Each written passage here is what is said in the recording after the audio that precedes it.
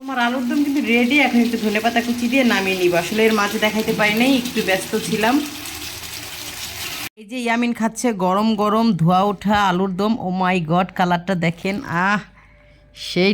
তো রানবো আমি আজকে আলুর দম। আর আলুর দম রান্না করার জন্য এই যে আমি মশলাটা ভালো করে কষিয়ে নিচ্ছি। আর এখানে কিন্তু আমি মাংসের যে মশলাটা সব ইউজ করছি, কিন্তু পরিমাণে অল্প ইউজ করছি, বেশি না, যেহেতু ঝোলটা আর খাওয়া হবে না, তো এই কারণে। আর এক্সট্রা একটা টমেটো দিয়ে দিচ্ছি, কালারটা একেবারে সুন্দর আসবে। তো একটু মশলাটা ভালো করে কষিয়ে নিই, তারপর গিয়ে হয়েছে বাকি কাজ করব। তো এই যে মশলাটা আমার কষানো হয়ে গেছে। তো অনেকে বুঝতে পারে না মশলা কষানো হয়ে গেলে, বলে কিভাবে বুঝলেন মশলাটা কষানো হয়ে গেছে, অনেকের প্রশ্ন থাকে আর কি, যারা একেবারে নতুন রাঁধুনি। তো মশলার গায়ের থেকে যখন তেলটা ছেড়ে দিবে তখনই কিন্তু বুঝতে হবে যে মশলাটা কষানো হয়ে গেছে। তো এই তো এখন আমি আলুগুলো দিয়ে দিব, আর একটু ভালো করে এখন কষিয়ে নিব। আর হালকা একটু পানি দিব, যেহেতু আলুটা যেন সিদ্ধ হয়ে যায়, যেহেতু নতুন আলু সিদ্ধ হতে সময় লাগবে না। এখন একটু ভালো করে কষিয়ে তারপর একটু পানি দিয়ে দিব।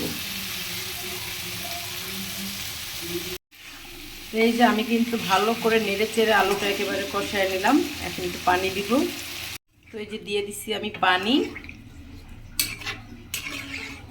ক্যামেরা কেমন দেখা যাচ্ছে জানি না, পানি কিন্তু আমি তেমন একটা বেশি দেই নাই, যেহেতু পানি একেবারে শুকিয়ে ফেলবো, অল্প পানিতে সিদ্ধ হয়ে যাবে।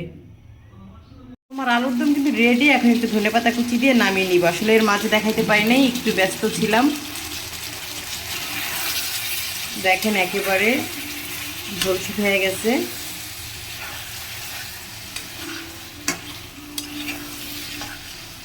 আর ধনেপাতা কুচিটা কিন্তু বেশি দেই নাই, পরিমাণ মতো দিচ্ছি আর কি। তো এই তরকারিতে যেমন একটু বেশি দেই, এখানে তেমন একটা বেশি দেই নেই।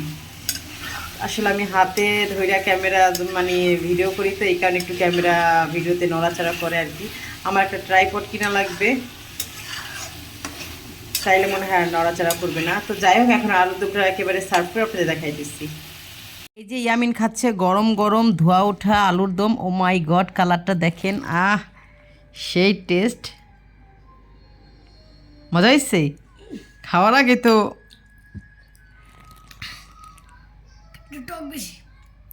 টমেটো দিছি যে। তো এই যে যে আলুর দম খাইতে চাইছিল সে চলে আসছে। আসলে পরশু দিন রাত 12:30টার উপরে আসলে আলুর দমের জন্য মরে যাওয়া ধরছিল, একটু খাইতে মন চাই, এটা চাই ওটা চাই।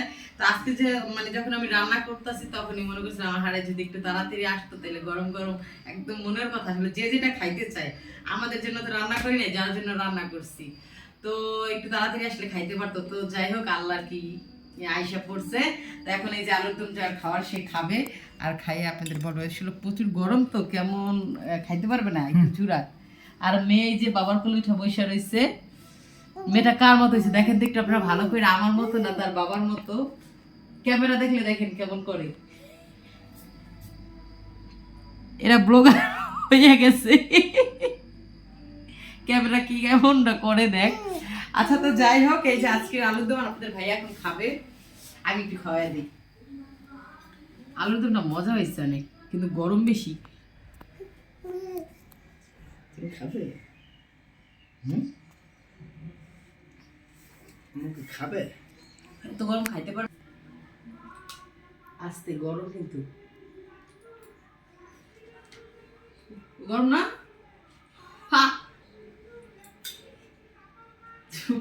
এখন আমরা আলুর দম খাওয়া দাওয়া করি। সবাই ভালো থাকেন, সুস্থ থাকেন, আর আমাদের জন্য দোয়া করবেন। আল্লাহ হাফেজ।